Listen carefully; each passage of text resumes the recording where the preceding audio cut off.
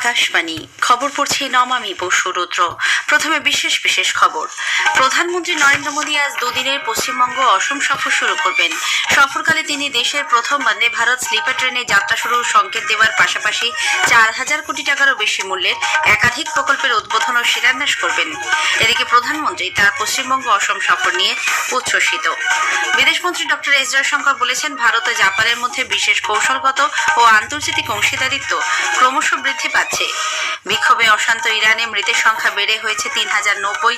সেদেশ থেকে বেশ কিছু ভারতীয় নাগরিক গত রাতে নতুন দিল্লি এসে পৌঁছেছেন।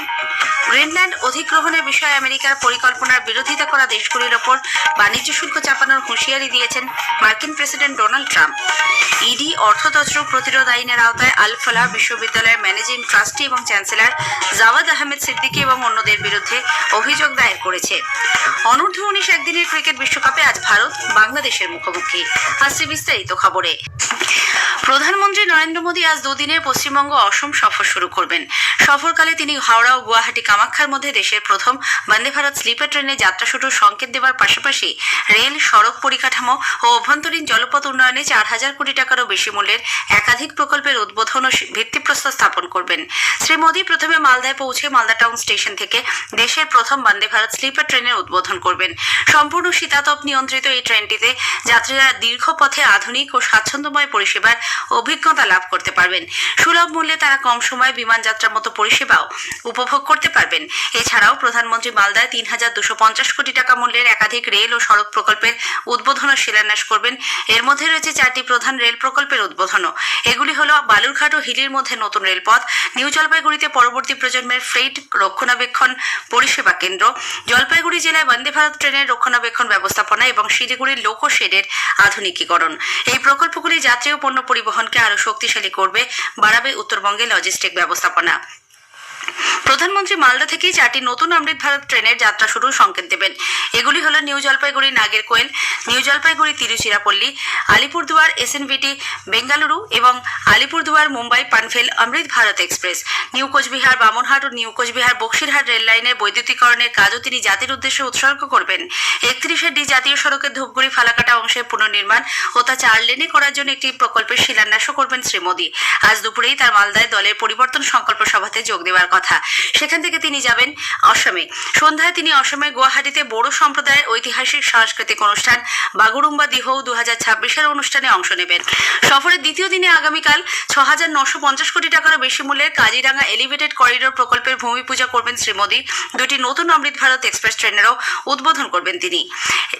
সফরের দ্বিতীয় দিনে শ্রী মোদী আগামীকাল অসম থেকে পশ্চিমবঙ্গে ফিরে হুগলির সিঙ্গুরে 830 কোটি টাকার একগুচ্ছ উন্নয়নমূলক প্রকল্পের উদ্বোধন ও শিলান্যাস করবেন। এর মধ্যে উল্লেখযোগ্য বালাগড়ে এক্সটেন্ডেড পোর্ট গেট সিস্টেম এবং অভ্যন্তরীণ জলপথ টার্মিনালের ভিত্তিপ্রস্তর স্থাপন।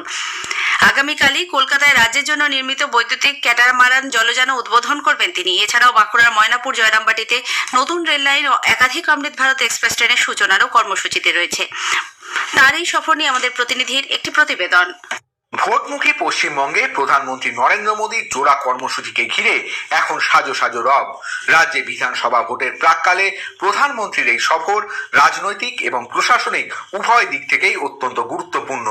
একদিকে পশ্চিমবঙ্গের জন্য বন্দে ভারত স্লিপার ট্রেন সহ একাধিক জনমুখী প্রকল্পের উপহারের ডালি, অন্যদিকে দলের প্রধান মুখ হিসেবে তার রাজনৈতিক বার্তা বিজেপি শিবিরকে ভোটের লড়াইতে বাড়তি অক্সিজেন যোগাবে বলে মনে করা হচ্ছে।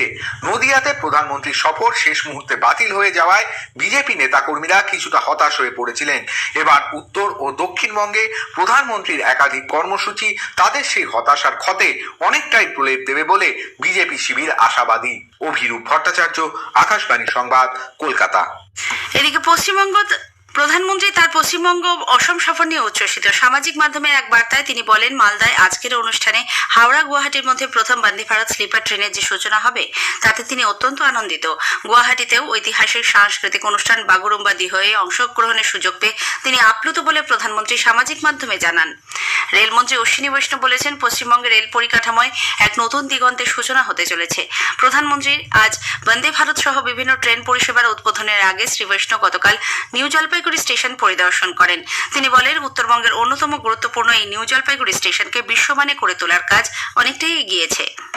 एनजेपी स्टेशन का जो रीडेवलपमेंट हो रहा है इसमें 2 प्लेटफॉर्म नए ऐड हो रहे हैं। अभी 8 प्लेटफॉर्म्स हैं, इसमें 2 नए ऐड हो रहे हैं और भुवनेश्वर में आईटी हब बन रहा है रेलवे स्टेशन के ऊपर। वैसे ही एनजेपी में भी आईटी हब बनेगा रेलवे स्टेशन के ऊपर। कई नई ट्रेन चालू हो पाएंगी।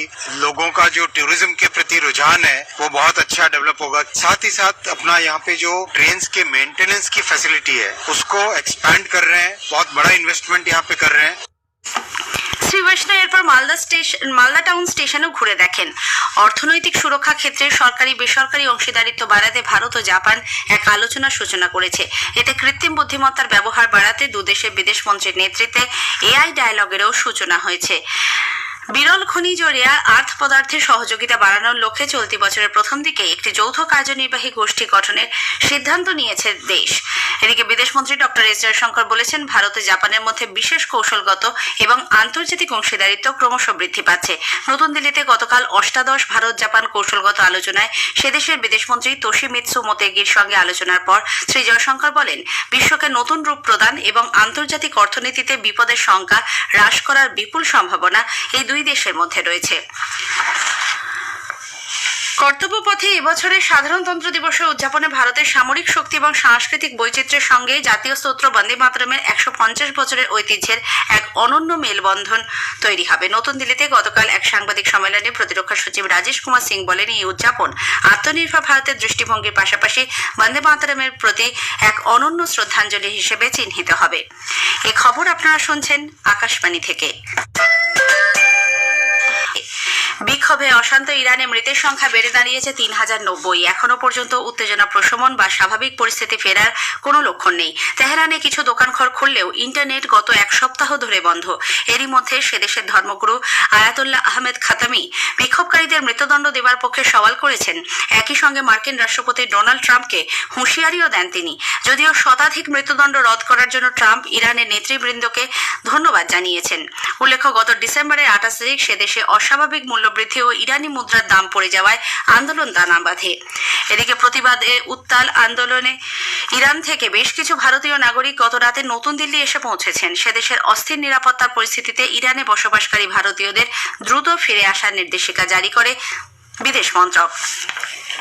গ্রিনল্যান্ড অধিগ্রহণের বিষয়ে আমেরিকার পরিকল্পনার বিরোধিতা করা দেশগুলির ওপর বাণিজ্য শুল্ক চাপানোর হুঁশিয়ারি দিয়েছেন মার্কিন রাষ্ট্রপতি ডোনাল্ড ট্রাম্প।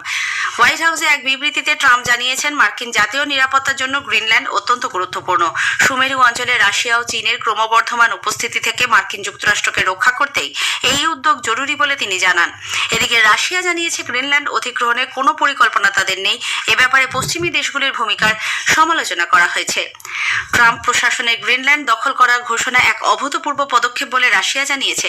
ক্রেমলিনের মুখপাত্র দিমিত্রি পেসকভ বলেছেন, গোটা বিষয়টি আন্তর্জাতিক আইনের দৃষ্টিভঙ্গিতে অত্যন্ত অস্বাভাবিক। এই সুমেরু দ্বীপের ভবিষ্যৎ নিয়ে মার্কিন যুক্তরাষ্ট্র, ডেনমার্ক ও গ্রিনল্যান্ডের মধ্যে বৈঠকের পরেই রাশিয়ার এই বক্তব্য। ভেনেজুয়েলার অন্তর্বর্তী সরকার আমেরিকায় 500 কোটির অধিক মার্কিন ডলারের 5 কোটি ব্যারেল তেল পাঠিয়েছে বলে ট্রাম্প জানিয়েছেন। এক সাংবাদিক বৈঠকে ট্রাম্প ভেনেজুয়েলার প্রেসিডেন্ট নিকোলাস মাদুরোকে আটক করার পর সেদেশের অন্তর্বর্তী সরকারের নেতৃবৃন্দের সঙ্গে সুসম্পর্কের কথা জানান।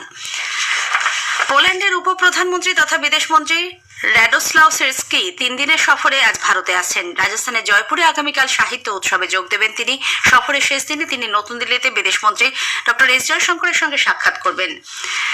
এনফোর্সমেন্ট ডিরেক্টরেট ইডি অর্থতন্ত্র প্রতিরোধ আইন পিএমএল এর আওতায় আলফালা বিশ্ববিদ্যালয়ের ম্যানেজিং ট্রাস্টি এবং চ্যান্সেলর জাওয়াদ আহমেদ সিদ্দিকী এবং অন্যদের বিরুদ্ধে অভিযোগ দায়ের করেছে। ইডি জানিয়েছে, আলফালা চ্যারিটেবল ট্রাস্ট, আলফালা বিশ্ববিদ্যালয় এবং এই সহযোগী প্রতিষ্ঠানগুলি দীর্ঘদিন ধরে অর্থতন্ত্র ও অপরাধমূলক কাজকর্ম চালিয়ে আসছে। হরিয়ানা ভিত্তিক এই সংস্থার 140 কোটি টাকার সম্পত্তি বাজেয়াপ্ত করা হয়েছে।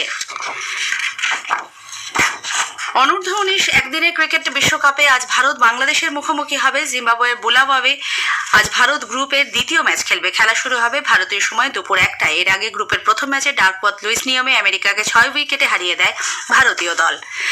ডাব্লিউপিএল এ আজ 2টি খেলা হবে। নভি মুম্বাইয়ের ডিওয়াই পাতিল স্টেডিয়ামে দুপুর 3টায় মুম্বাই ইন্ডিয়ান্স ইউপি ওয়ারিয়ার্সের মুখোমুখি হবে। সন্ধ্যে 7টায় দিল্লি ক্যাপিটালস খেলবে রয়্যাল চ্যালেঞ্জার্স বেঙ্গালুরুর বিরুদ্ধে। শেষ করার আগে খবরের বিশেষ কিছু অংশ আরও একবার। প্রধানমন্ত্রী নরেন্দ্র মোদী আজ 2 দিনের পশ্চিমবঙ্গ পশ্চিমবঙ্গ অসম সফর শুরু করবেন। তিনি দেশের প্রথম বন্দে ভারত স্লিপার ট্রেনে যাত্রা শুরুর সংকেত দেবেন। বিদেশ মন্ত্রী ডক্টর এস জয়শঙ্কর বলেছেন, ভারতে জাপানের মধ্যে বিশেষ কৌশলগত ও আন্তর্জাতিক অংশীদারিত্ব ক্রমশ বৃদ্ধি পাচ্ছে।